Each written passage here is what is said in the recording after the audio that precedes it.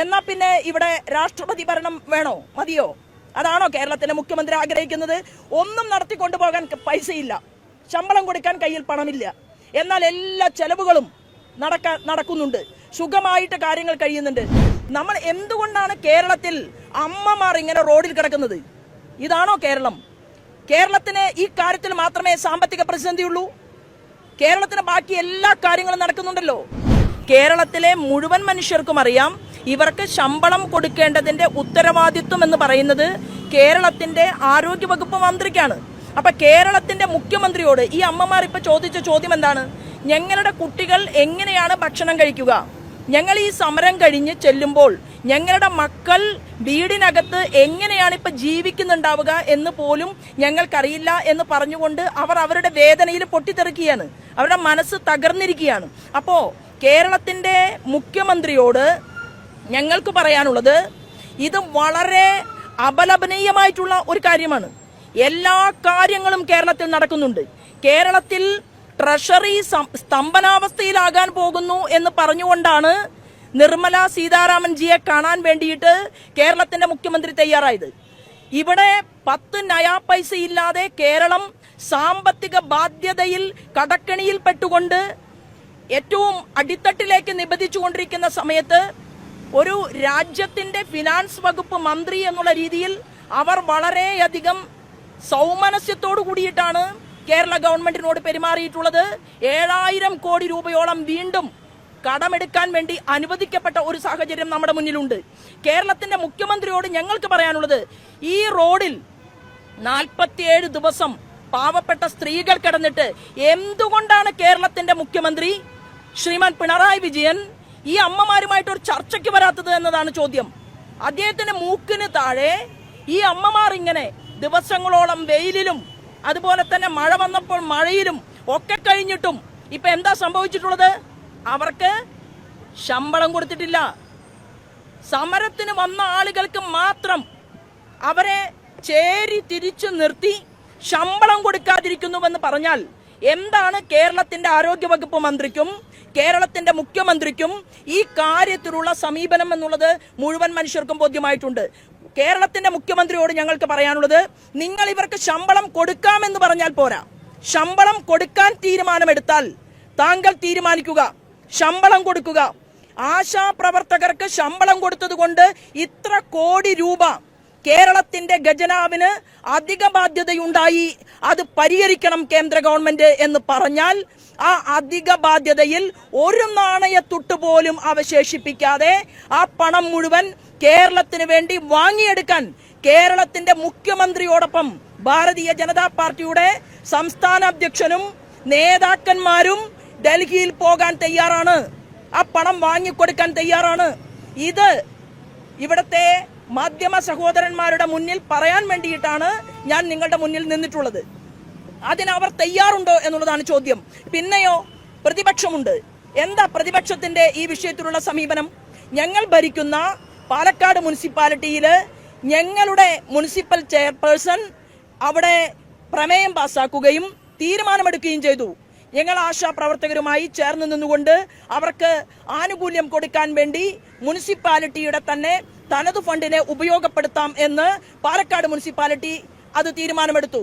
എന്താണ് ഇക്കാര്യത്തിൽ പ്രതിപക്ഷ നേതാവിന്റെ സമീപനം?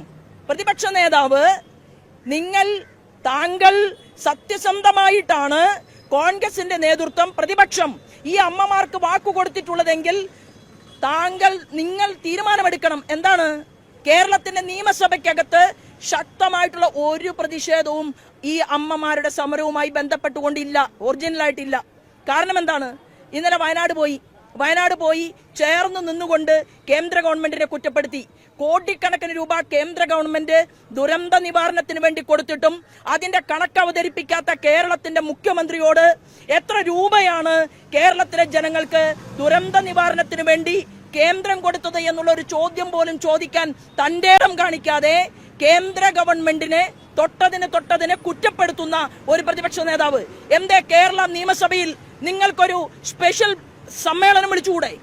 ഈ അമ്മമാരുടെ കാര്യത്തിൽ താല്പര്യമുണ്ടെങ്കിൽ, സ്നേഹമുണ്ടെങ്കിൽ അവരോട് നിങ്ങൾക്ക് ആത്മാർത്ഥതയുണ്ടെങ്കിൽ ശ്രീമാൻ വി ഡി സതീശന്റെ പാർട്ടി ചെയ്യേണ്ടിയിരുന്നത് ഈ വിഷയം ഒരു പ്രത്യേക പ്രമേയം നിങ്ങൾക്ക് അവതരിപ്പിക്കാൻ സാധിക്കുമോ? നിങ്ങൾ അതിനെക്കുറിച്ച് ചർച്ച ചെയ്യാൻ തയ്യാറുണ്ടോ? നിങ്ങൾക്കിതിൽ യഥാർത്ഥത്തിലുള്ള മനസാക്ഷിയുണ്ടെങ്കിൽ കേരളത്തിന്റെ പ്രതിപക്ഷം നിങ്ങളും വരിക, നിങ്ങളും വരാൻ നിങ്ങളെയും ഞങ്ങൾ സ്വാഗതം ചെയ്യുകയാണ്. ഞങ്ങൾ തയ്യാറാണ്. കേന്ദ്ര ഗവൺമെന്റ് എന്ത് നഷ്ടം സഹിച്ചുകൊണ്ടും ഈ പാവപ്പെട്ട അമ്മമാരുടെ കൂടെ നിൽക്കാൻ തയ്യാറാണ്. ആദരണീയനായിട്ടുള്ള ഹോം മിനിസ്റ്റർ നദ്ദാജിയുടെ മറുപടി നമ്മുടെ മുന്നിലുണ്ട്. അദ്ദേഹം പറഞ്ഞു, ഞങ്ങൾ ചോദിക്കുന്നത് കൃത്യമായ സമയത്ത് ആശാ പ്രവർത്തകർക്ക് വേണ്ടി കൊടുത്തിട്ടുണ്ട്, എന്നാൽ ഇനിയും കൂട്ടണം എന്നുള്ളത് തന്നെയാണ് എല്ലാവരുടെയും താല്പര്യം. എന്നാൽ അതുമായി ബന്ധപ്പെട്ടുകൊണ്ട് കൊടുത്ത പണം കോടിക്കണക്കിന് രൂപ അത് ആശാ പ്രവർത്തകരുടെ അരികിലേക്ക് എത്തിയിട്ടുണ്ടോ? ആശാ പ്രവർത്തകർക്ക് ഇതുവരെ കേന്ദ്ര ഗവൺമെന്റ് കൊടുത്ത കോടികളുടെ കണക്കും അവർക്ക് നിങ്ങൾ അനുവദിച്ച കണക്കും ഒരു ധവളപത്രം പുറപ്പെടുവിപ്പിക്കാൻ 1.5 മാസക്കാലമായി സമരം തുടങ്ങിയിട്ട് ഈ സമയത്തെങ്കിലും കേരളത്തിന്റെ ആരോഗ്യവകുപ്പ് മന്ത്രി മുഖ്യമന്ത്രിയോട് ആവശ്യപ്പെടുമോ? തീർച്ചയായിട്ടും ഈ കാര്യത്തിൽ ഇരട്ടത്താപ്പാണ് ഭരണപക്ഷവും പ്രതിപക്ഷവും കേരളത്തിൽ നടത്തിക്കൊണ്ടിരിക്കുന്നത് എന്നുകൂടി പറയാൻ ഈ സമയത്ത് ഞാൻ ആഗ്രഹിക്കുകയാണ്. ഇവിടെയുള്ള സമരസമിതിയുടെ നേതാക്കന്മാരായിട്ടുള്ള സഹോദരിമാരോട് ഞാൻ ചോദിച്ചത് അവരോടൊപ്പം ഞാൻ കിടക്കണോ എന്നാണ്. മരണം വരെ അവര് വിളിച്ചാൽ മരണം വരെ ഉപവാസം കിടക്കാൻ ഞാൻ തയ്യാറാണ്. അവരുടെ ഒരു വിളിക്ക് വേണ്ടി ഞാൻ കാതോർക്കുകയാണ്. അതുകൊണ്ട് മാത്രം ഈ പ്രശ്നം പരിഹരിക്കപ്പെടുമോ എന്നുള്ളതല്ല. എന്നാൽ അവർ ആഗ്രഹിക്കുന്നുവെങ്കിൽ, അവർ 7 ദിവസമാണ് ഇവിടെ നിരാഹാരം കിടന്നതെങ്കിൽ, ഞാൻ എന്നെ മാധ്യമപ്രവർത്തകർ വന്ന് കണ്ട് നിങ്ങൾക്ക് ബോധ്യപ്പെടുന്ന കാലയളവ് വരെ, മരണം വരെ ഞാൻ കിടക്കാൻ തയ്യാറാണ്. പക്ഷെ അവർ വിളിക്കണം. അപ്പം അതുകൊണ്ട് അമ്മമാരെന്താ പറഞ്ഞത്? അതുകൊണ്ട് ഒരു കാര്യവുമില്ല. ഇവിടെ ഇരിക്കുന്ന അമ്മമാര് പറഞ്ഞു, ഞങ്ങൾക്ക് വേണ്ടത് എന്താണ്? ഞങ്ങൾക്ക് വേണ്ടത് ഈ ഗവൺമെന്റിന്റെ ഭാഗത്തു നിന്നുള്ള നീതിയാണ്, ശമ്പളമാണ്, ആനുകൂല്യമാണ്. എന്തുകൊണ്ടാണ് ഇത് കൊടുക്കാൻ സാധിക്കാത്തത്? ഇവിടെ എല്ലാ സൗകര്യങ്ങളും വർദ്ധിക്കുന്നുണ്ട്. ഇവിടെ എല്ലാ രാഷ്ട്രീയ നേതാക്കന്മാരുടെയും നിയമസഭയ്ക്കകത്തുള്ളവരുടെ മുഴുവൻ കാര്യങ്ങളും നടക്കുന്നുണ്ട്. അവർ സുഖ സൗകര്യത്തോടു കൂടി ജീവിക്കുന്നുണ്ട്. 700 രൂപ ഈ പാവപ്പെട്ട അമ്മമാർക്ക് കൂലി കൊടുക്കാൻ അവരുടെ പ്രകടന പത്രികയിൽ എന്താ പറഞ്ഞത്? ആശാ പ്രവർത്തകർക്ക് എത്ര രൂപ കൊടുക്കുമെന്നാണ് ഇടതുപക്ഷ ജനാധിപത്യ മുന്നണിയുടെ പ്രകടന പത്രികയിൽ അവർ പറഞ്ഞത്. ആ പ്രകടന പത്രികയിൽ പറഞ്ഞ കാര്യം എന്തുകൊണ്ടാണ് പ്രാവർത്തികമാക്കാൻ കേരളത്തിന്റെ മുഖ്യമന്ത്രിക്കും മുഖ്യമന്ത്രിയുടെ പ്രസ്ഥാനത്തിനും സാധിക്കാത്തത് എന്നുള്ള ചോദ്യം ഞങ്ങൾ ചോദിക്കാൻ ആഗ്രഹിക്കുകയാണ്. പ്രാവർത്തികമാക്കിയില്ലെങ്കിലും വല്യേട്ടനും അനിയേട്ടനുമായിട്ട് ഇവിടെ ശ്രീമാൻ വി ഡി സതീശനും ബഹുമാനപ്പെട്ട പിണറായി വിജയനും ഒരുമിച്ച് കൂടി ഈ പാവങ്ങളെ ചതിക്കുകയാണ്, പറ്റിക്കുകയാണ്. അവരല്ലേ നിയമസഭയിലുള്ളത്? എത്ര MLA മാരുണ്ട് കോൺഗ്രസിന്? ഞങ്ങൾ ചോദിക്കട്ടെ, പാലക്കാട് മുനിസിപ്പാലിറ്റി പറഞ്ഞതുപോലെ ഞങ്ങൾ ഭരിക്കുന്ന മുത്തോലി പ്രദേശത്തെ ഞങ്ങളുടെ നേതാക്കന്മാർ, അവിടെ ഇരിക്കുന്ന മെമ്പർമാർ, അവിടെ ഇരിക്കുന്ന അധികാരികൾ, അവർ പറഞ്ഞതുപോലെ ഇവിടത്തെ കേരളത്തിലെ കോൺഗ്രസ് ഭരണത്തിന് നേതൃത്വം കൊടുക്കുന്ന മുനിസിപ്പാലിറ്റികൾ, അവർ നേതൃത്വം കൊടുക്കുന്ന പഞ്ചായത്ത് പ്രസിഡന്റുമാർ കേരളത്തിലുണ്ടല്ലോ. നിങ്ങൾക്ക് ഇത്തരത്തിൽ ഒരു പ്രമേയം അവതരിപ്പിച്ചുകൊണ്ട് ഞങ്ങൾ ആശാ വർക്കേഴ്സിന് ഞങ്ങൾ ഭരിക്കുന്ന ഭരണസമിതിക്കകത്ത് ശമ്പളം വർദ്ധിപ്പിക്കുമെന്ന് പാലക്കാട് മുനിസിപ്പാലിറ്റി എടുത്തതുപോലെ ഒരു തീരുമാനമെടുക്കാൻ കേരളത്തിലെ പ്രതിപക്ഷത്തിന്റെ കയ്യിലുള്ള ഭരണസാരഥ്യമുള്ള നേതൃനിരയിൽ പ്രവർത്തിക്കുന്നവർ തയ്യാറുണ്ടോ എന്നുള്ള ചോദ്യവും ഈ സമൂഹത്തിന്റെ മുന്നിൽ വെക്കാൻ ഈ സമയത്ത് ആഗ്രഹിക്കുകയാണ്. എന്നാൽ കേരളത്തിന്റെ ഗവൺമെന്റിന് അറിയാമല്ലോ, മിസോറാമിൽ ഒരു ഗവൺമെന്റില്ലേ, അവരെന്താ തീരുമാനിച്ചത്? ആശാ പ്രവർത്തകരെ തൊഴിലാളികളായിട്ട് അവർ തീരുമാനമെടുത്തു. ആ ഗവൺമെന്റ് അത് കൈകാര്യം ചെയ്യുന്നു. എന്നാ പിന്നെ ഇവിടെ രാഷ്ട്രപതി ഭരണം വേണോ? മതിയോ? അതാണോ കേരളത്തിന്റെ മുഖ്യമന്ത്രി ആഗ്രഹിക്കുന്നത്? ഒന്നും നടത്തിക്കൊണ്ടുപോകാൻ പൈസയില്ല, ശമ്പളം കൊടുക്കാൻ കയ്യിൽ പണമില്ല, എന്നാൽ എല്ലാ ചെലവുകളും നടക്കുന്നുണ്ട്, സുഖമായിട്ട് കാര്യങ്ങൾ കഴിയുന്നുണ്ട്. ഞാൻ പറഞ്ഞതുപോലെയല്ല വീണ പറഞ്ഞത്. വീണ ഡൽഹിയിൽ സമരം നടത്താൻ പോയത് ക്യൂബയിലേക്കുള്ള വഴി തേടിയിട്ടാണ്. അപ്പോൾ അത് രണ്ടും ഒരുമിച്ച് വായിക്കണ്ട. നമ്മൾ എന്തുകൊണ്ടാണ് കേരളത്തിൽ അമ്മമാർ ഇങ്ങനെ റോഡിൽ കിടക്കുന്നത്? ഇതാണോ കേരളം? കേരളത്തിന് ഈ കാര്യത്തിൽ മാത്രമേ സാമ്പത്തിക പ്രതിസന്ധിയുള്ളൂ? കേരളത്തിന് ബാക്കി എല്ലാ കാര്യങ്ങളും നടക്കുന്നുണ്ടല്ലോ. എല്ലാ കാര്യങ്ങളും നടത്താൻ കയ്യിൽ പണമുള്ള, അല്ലെങ്കിൽ അതിനുവേണ്ടി കോടിക്കണക്കിന് രൂപ കടം വാങ്ങാൻ തയ്യാറുള്ള, അതിന് പ്രാപ്തിയുള്ള ഈ കേരളത്തിന്റെ ഗവൺമെന്റിന് എന്തുകൊണ്ടാണ് ഇക്കാര്യത്തിൽ മാത്രം ഇരട്ടത്താപ്പ് സ്വീകരിക്കുന്നത്? അതല്ലേ ചോദ്യം.